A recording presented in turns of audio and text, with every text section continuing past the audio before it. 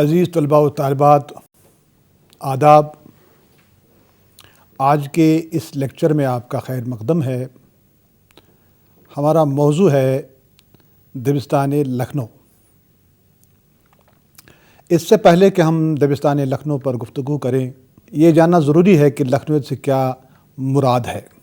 دبستان لکھنؤ کی خصوصیات کی جب وضاحت کی ضرورت ہوتی ہے تو عام طور پر لکھنویت کی اصطلاح استعمال کی جاتی ہے۔ اردو ادب کے کئی اہم نقادوں نے لکھنویت کی تشریح کی ہے۔ آسان لفظوں میں لکھنویت کو لکھنوی معاشرے کے ناز و انداز، طرز تمدن میں تکلف و تصنع، زندگی کے خارجی مظاہر میں دلچسپی سے تعبیر کیا جا سکتا ہے۔ نشاط پرستی کی وجہ سے لکھنوی معاشرے میں جنسیت کو مرکزی اہمیت حاصل رہی۔ ایک اور بات یہ بھی ہے کہ لکھنوی معاشرے میں تصوف کو کوئی جگہ نہ مل سکی، جس کے سبب یہاں روحانیت اور عشق کے اعلیٰ تصور کا فقدان رہا۔ اپنی جملہ خصوصیات کی وجہ سے لکھنؤ کی شاعری معنی آفرینی کے وصف سے محروم ہو کر صرف لفظوں کا گورکھ دھندا بن کر رہ گئی۔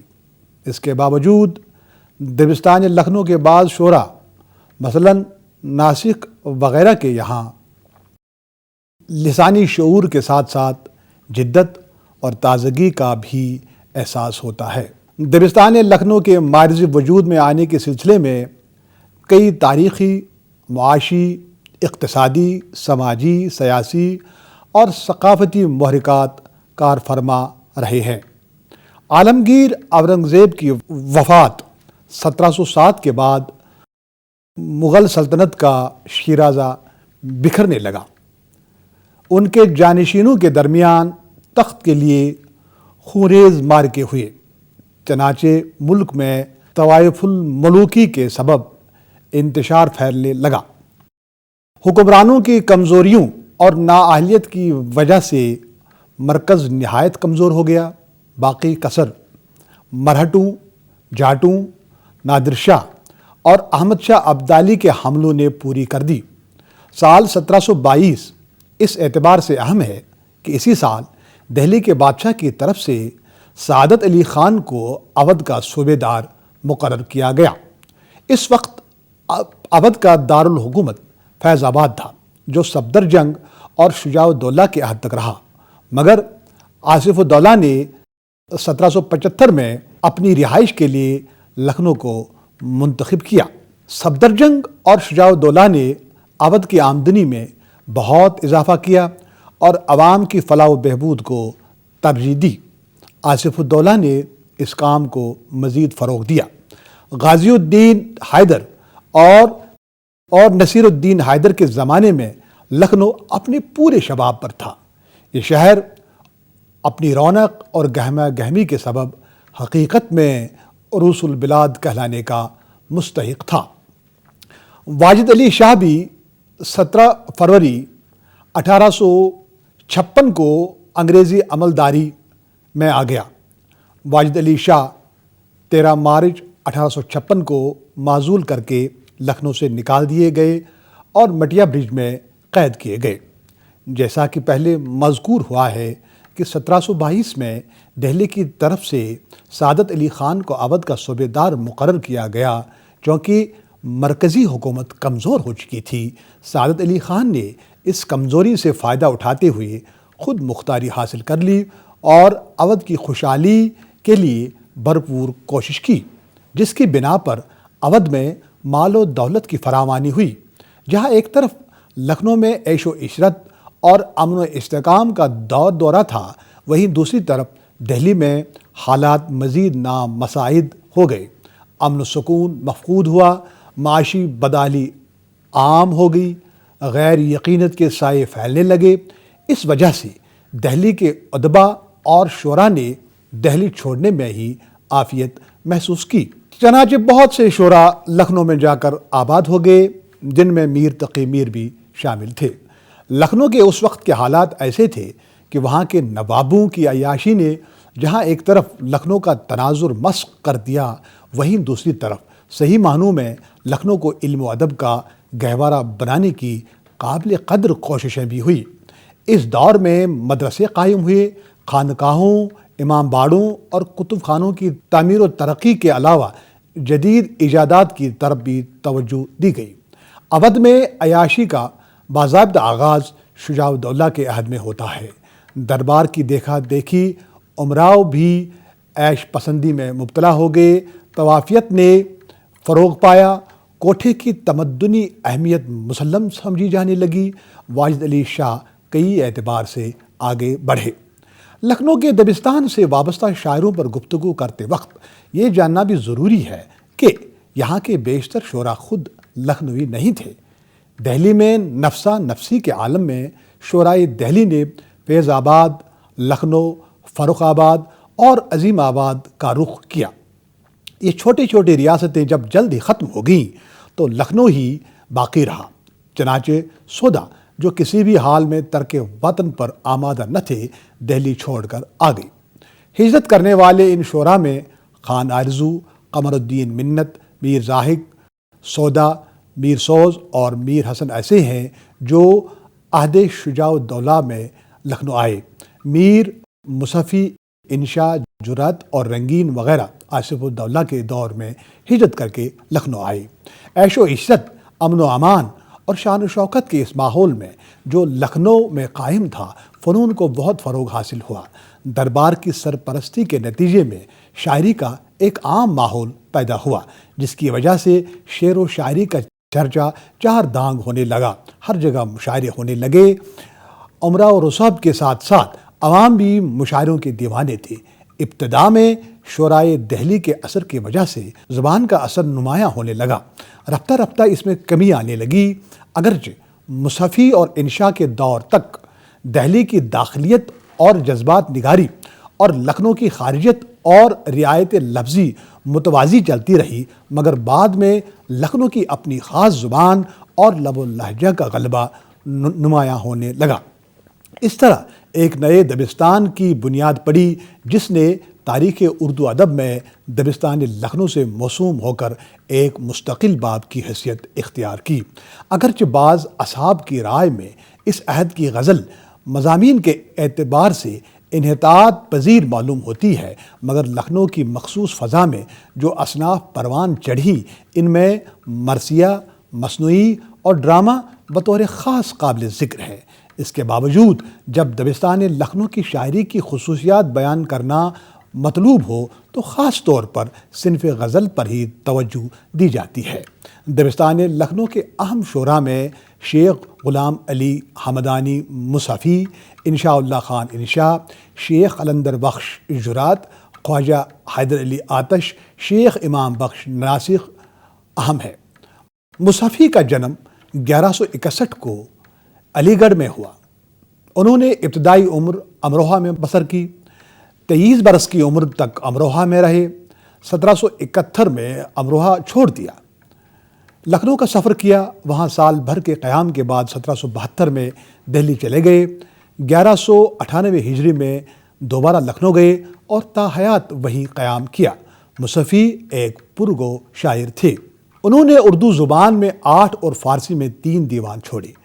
ان کے شاگردوں میں ضمیر، خلیق، رنگین، اسیر، ناسخ اور آتش جیسے باکمال شعراء شامل ہیں۔ مصحفی نے اپنا شعری مزاج دہلی میں ہی بنایا تھا۔ لکھنؤ جب پہنچے تو یہاں کے ماحول، دربار کے تقاضوں اور انشاء سے مقابلوں کے رجحان نے انہیں لکھنؤ کی طرز اختیار کرنے پر مجبور کر دیا۔ چنانچہ ان کے یہاں میر کی شاعری اور ان کے لب و لہجے کے اثرات کے علاوہ جرأت و انشاء کا رنگ بھی ہے۔ جہاں جنسیت کا صحت مند رجحان ہے، وہیں تصوف کی رنگ آمیزی کے ساتھ اخلاقی موضوعات بھی ہیں۔ اس ضمن میں فراق گورکھپوری فرماتے ہیں، کوٹ جذبات کی میانہ روی تخیل و وجدان کو قدم بہ قدم اس خارجیت کی طرف بڑھائے چلی ہے، جہاں سے ہم مصحفی کو دلی اور اس لکھنؤ اسکول کے دوراہے پر کھڑا آگے بڑھتے ہوئے دیکھتے ہیں۔ اسی داخلی خارجیت سے اس معاملہ بندی کا شگون بھی ہوتا ہے جو لکھنؤ میں جرأت کے ہاتھوں کہاں سے کہاں پہنچ گئی اور انشاء و رنگین کے ہاتھوں کہاں سے کہاں بہک گئی انکوٹ۔ خان انشاء کی ولادت 1756 میں ہوئی۔ انشاء بہت ہی ذہین و فطین اور جدت پسند تھے۔ انہوں نے غزل، ریختہ، قصیدہ میں خوب طبع آزمائی کی، فارسی میں بے نقطہ مصنوعی لکھی، اردو میں بے نقطہ دیوان چھوڑا، رانی کیتکی کی کہانی لکھی جس میں عربی اور فارسی کا ایک لفظ نہ آنے دیا۔ انشاء پہلے ادیب ہیں جنہوں نے ہندوستان میں زبان و بیان کے قواعد پر دریائے لطافت کے نام سے ایک کتاب لکھی۔ انشاء کی شاعری کے بارے میں سلیم اختر یوں لکھتے ہیں، کوٹ: انشاء نے غزل میں الفاظ کے متنوع استعمال کی تازگی پیدا کرنے کی کوشش کی اور اس میں بڑی حد تک کامیاب بھی رہے، تاہم بعض اوقات محض قافیہ پیمائی اور ابتذال کا احساس بھی ہوتا ہے۔ انشاء کی غزل کا عاشق لکھنوی تمدن کا نمائندہ وہ بانکا ہے جس نے بعد ازاں روایتی حیثیت حاصل کر لی۔ انشاء نے زبان میں دہلی کی گلاوٹ برقرار رکھنے کی کوشش کی، اس لیے اشعار میں زبان کے ساتھ جو چیزیں دیگر ہے اسے محض انشائیت ہی سے موسوم کیا جا سکتا ہے، انکوٹ۔ شیخ قلندر بخش جرات کی پیدائش 1749 کو دہلی میں ہوئی۔ ان کی شاعری کا مخصوص رنگ معاملہ بندی ہے۔ ایک روایت کے مطابق جرات نے شریف زادیوں سے آزادانہ میل ملاپ بڑھانے اور زنان خانوں میں بے خوف جانے کے لیے اندھا ہونے کا ڈھونگ کیا۔ بہرحال ان کے نابینا ہونے کے شواہد موجود ہیں۔ لکھنوی ماحول کے تقاضوں کے مطابق ان کی شاعری میں معاملہ بندی اور عشق کے سطحی جذبات کا رجحان پیدا ہوا۔ اس رنگ کو لکھنؤ میں بڑی مقبولیت حاصل ہوئی اور شعراء نے اس سلسلے میں ان کی پیروی کی، یہاں تک کہ مصنفی نے بھی چشمک کے باوجود ان کے رنگ میں شعر کہے۔ جرات کے یہاں ایک ایسی محبوبہ کی تصویر ابھرتی ہے جو جیتی جاگتی اور ایسی چلبلی شخصیت کی مالک ہے کہ جلد ہی آمادہ وصل ہو جاتی ہے۔ اس تناظر میں کہا جاتا ہے کہ جرات کی غزل کی عورت خود لکھنؤ کی ہی عورت ہے۔ جرات کی زبان سادہ ہے، ان کے یہاں جنس کے بیان میں بے باکی ملتی ہے، اگرچہ اعلیٰ جذبات سے ان کا کلام خالی ہے، لیکن معمولی انسانی جذبات کی ترجمانی انہوں نے خوب کی ہے۔ خواجہ حیدر علی آتش 1778 کو فیض آباد میں پیدا ہوئے۔ ان کی زندگی اور شاعری کے مابین تضاد پایا جاتا ہے۔ آتش کو سپاہیانہ مذہب بہت پسند تھی، کہتے ہیں کہ مشاعرے میں بھی تلوار لے کر جاتے تھے۔ ان کی زندگی کا دوسرا رخ ان کی ذات کا استغنا اور قناعت ہے۔ مزاج سے بالکل صوفی تھے، توکل اور تسلیم و رضا کو حیات کا شعار بنایا تھا۔ کسی دربار سے تعلق پیدا نہ کیا اور نہ کسی کی مدح سرائی کی۔ آتش کی شاعری لکھنؤ میں پروان چڑھی۔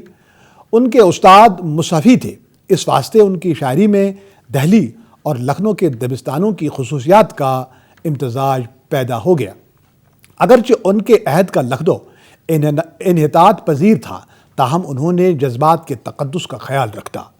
لکھنؤ میں آتش کا کلام لکھنؤ سے زیادہ دلی کی ترجمانی کرتا ہے، لیکن نشاتیہ رنگ نمایاں ہے۔ آتش کے کلام کی نمایاں خصوصیات میں نشاتیہ انداز، صفائی اور محاورات کا بہترین استعمال ہے۔ کہیں کہیں تصوف کی زہری لہر بھی اٹھتی ہے۔ انہوں نے روایت سے ہٹ کر کیفیت و مردانگی اور خودداری کے جذبات کو پیش کیا۔ آتش کے یہاں ناسک کا رنگ جھلکتا ہے۔ اگرچہ زبان کی طرف زیادہ توجہ دی اور ثنایا کا اہتمام کیا، مگر مضمون سے غافل نہ رہے، جو بے نیازی، درویشی، فقیرانہ طرز زندگی میں بھی ان کے شعروں میں بھی نظر آتی ہے۔ خیالات میں بلندی اور دلکشی پائی جاتی ہے۔ شیخ احمد بخش ناسک کا جنم 1772 میں ہوا۔ وہ ایک قادر الکلام شاعر تھے اور بعض اعتبار سے انہیں معاصرین پر فوقیت حاصل ہے۔ اگرچہ ان کی شاعری جذبات و احساسات، سادگی و صفائی سے خالی ہے، تاہم انہوں نے اپنی استادی کا سکہ جمانے کے لیے فنی سطح پر کئی کارنامے انجام دیے۔ مثلاً مشکل زمینوں، انمل قوافی اور طویل ردیفوں کا استعمال کیا۔ ناسخ کی اہمیت زبان کی صفائی اور متروکات کے خلاف مہم چلانے کے سلسلے میں آج بھی مسلم ہے۔ عبدالحق نے فرمایا ہے کہ کوٹ ناسخ بلا شبہ ایک اچھے اور پاکیزہ طرز کا ناسخ اور ایک بھونڈے طرز کے موجد ہے۔ ان کے کلام میں نہ نمکینی ہے نہ شیرینی، انکوٹ۔ عام طور پر کہا جاتا ہے کہ دبستان دہلی کے مقابلے میں دبستان لکھنؤ کی شاعری میں داخلیت کا عنصر مفقود ہے، اور لکھنوی شعراء نے خارجیت پر زیادہ زور دیا۔ جہاں دبستان دہلی کی شاعری میں واردات قلبی اور جذبات و احساسات کی ترجمانی ملتی ہے، وہاں لکھنؤ اسکول کے شعراء اپنا زیادہ تر زور محبوب کے ظاہری لوازم اور خارجی متعلقات پر صرف کرتے ہیں۔ دہلی کے مقابلے میں لکھنؤ میں نسائیت کا عنصر نمایاں ہے۔ معاملہ بندی، رعایت لفظی سنت گری اور تکلفات سے لکھنؤ اسکول کی شاعری بھری پڑی ہے۔ چونکہ دبستان لکھنؤ کی شاعری فکر و فلسفہ سے آری ہے، لہٰذا اس میں گہرائی نہیں ہے، خارجیت کے سبب درون بینی موجود نہیں۔ واردات قلبی جو دہلی اسکول کا اہم امتیاز ہے، لکھنؤ کے دبستان شاعری میں نہیں پایا جاتا۔ البتہ سراپا نگاری حد سے زیادہ ہے۔ لکھنویت تصنع اور تکلف سے عبارت ہے۔ یہاں کا شاعر محسوسات اور واردات کے بجائے خیالی دنیا میں پناہ لے کر انبساط محسوس کرتا ہے۔ اس کی وجہ فارغ البالی ہے، جس نے اہل لکھنؤ کو عیش و عشرت کی طرف مائل کر دیا۔ جہاں تک مضمون آفرینی کا تعلق ہے، یہ دبستان لکھنؤ کی نمایاں خصوصیت ہے۔ یہاں کے شعراء روایتی مضامین سے نئے مبالغہ آمیز اور عجیب و غریب پہلو تلاش کرنے میں کمال کا ہنر رکھتے ہیں۔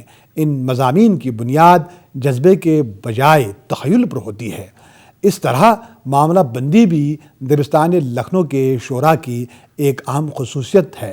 تصوف کے فقدان اور معاشرے میں طوائف کی بڑھتی ہوئی اہمیت کے ساتھ ساتھ عیش و نشاط کے ماحول نے یہاں کے شاعروں میں معاملہ بندی کا رجحان پیدا کر دیا۔ چنانچہ یوں جذبات کی پاکیزگی اور بیان کی متانت مفقود ہو گئی، معاملات عشق بے پردہ ہو گئے۔ رعایت لفظی دبستان لکھنؤ کی ایک اور خصوصیت ہے۔ لکھنؤ کے عوام خوش مزاج، مجلس آرا اور فارغ البال تھے۔ زبان پر قدرت رکھنے والوں کو مجلس میں پسند کیا جاتا تھا۔ ایسے لوگ لفظ سے لفظ کے تعلق اور لفظ کے معنی سے تعلق جانتے تھے۔ لفظی رعایتیں محفل میں تفریح کا ذریعہ ہوتی تھی۔ چنانچہ لکھنوی مزاج میں رعایت لفظی کا عنصر بہت حد تک داخل تھا۔ اس واسطے لکھنوی شاعری میں ہمیں اس کی بہتات نظر آتی ہے۔ اکثر مقامات پر لفظی رعایتیں معنی پر غالب آ جاتی ہیں، اور بعض اوقات اسی تحریک پر شعر لکھا جاتا ہے۔ اس کے علاوہ دبستان لکھنؤ کے شاعروں میں طویل غزلیں لکھنے کا رجحان بھی پایا جاتا ہے، جس کی وجہ یہ ہے کہ لکھنؤ میں پرگوئی اور بدیہ گوئی کا رواج عام تھا۔ چنانچہ وہ شاعر زیادہ مقبول ہو جاتے تھے جنہیں پرگوئی اور بدیہ گوئی پر عبور حاصل ہوتا تھا، جس کا نقصان یہ ہوا کہ شاعر قافیہ پائمائی کی طرف زیادہ مائل ہو گئے۔ لکھنوی شعراء نے غیر مستمل قافیوں اور بے میل ردیفوں کا رواج عام کیا، جس سے شاعری قافیہ پائمائی بن کر رہ گئی۔ لسانی سطح پر ایک اور اہم عنصر جو دبستان لکھنؤ کے شاعروں میں پایا جاتا ہے، وہ تشبیہ اور استعارے کا کثرت استعمال ہے۔ اگرچہ یہ خصوصیت دبستان دہلی کے شعراء میں بھی پائی جاتی ہے، لیکن وہاں اعتدال ہے، اور لکھنوی شعراء میں تشبیہ کو برائے تشبیہ استعمال کرنے کا رجحان پیدا ہو گیا، جس کی وجہ سے کہیں کہیں کلام کی لطافت کھو گئی۔ چونکہ لکھنوی معاشرے پر عورت بری طرح چھائی ہوئی تھی، اس کی وجہ سے دبستان لکھنؤ کے شاعروں کے کلام میں نسائیت کا عنصر پیدا ہو گیا۔ رنگین کے بعد انشا اور دوسرے شعراء نے بھی نسائیت کو پروان چڑھایا۔ ان کے یہاں ریختگی کے جو نمونے ملتے ہیں، اس میں عورت کے غیر اخلاقی جذبات کو ان کے خاص محاوروں میں جس طرح ان شاعروں نے نظم کیا، وہ لکھنؤ کی شاعری اور معاشرے دونوں کے ابتذال اور انحطاط کو سمجھنے میں مدد دیتے ہیں۔ اس کا یہ ہرگز مطلب نہیں کہ دبستان لکھنؤ کی شاعری جذبات، احساسات اور واردات قلبی نیز سوز و گداز سے یکسر خالی ہے۔ دبستان لکھنؤ کے بعض اہم شعراء کے یہاں ایسے اشعار کی کمی نہیں جو دل پر گہرا اثر چھوڑتے ہیں۔ ایسے نمونے ہمیں ناسخ، آتش، امانت اور رند وغیرہ کے یہاں کثرت سے ملتے ہیں۔ اسی کے ساتھ آج کا یہ لیکچر اختتام کو پہنچتا ہے۔ ہمیں اجازت دیجیے۔ آداب۔